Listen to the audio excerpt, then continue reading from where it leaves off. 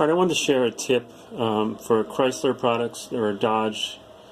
If you go to start your car, it won't crank, it just clicks. And the reason why I'm sharing this because I've seen it several times, and it's basically a bad starter. But it's different than this. The starter was still working up until this when this happened.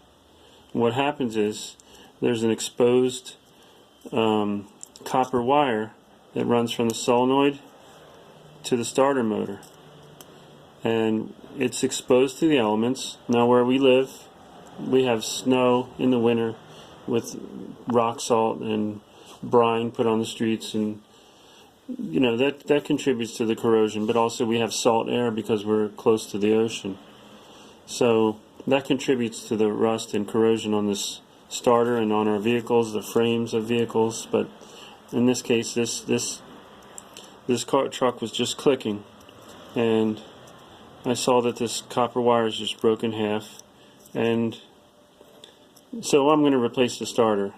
And the new one has still got this exposed wire.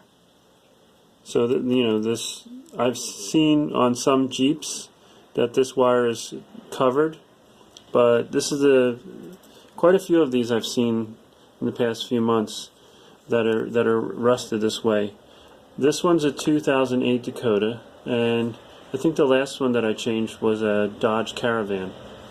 And in that case, the guy just went into the store, shut off his car, came out, and it wouldn't start. It had started in the morning, but the next time he went to start it, it wouldn't start. The connection it's just corroded and corroded, and then it just breaks in two.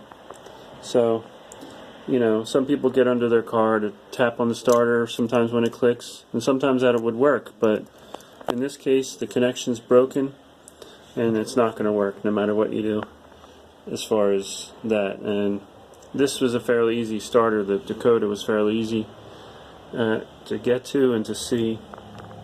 So yeah, check this if you have a Dodge or Chrysler product that clicks but won't start. Check your battery voltage, but then, you know, also check to make sure that wire is intact.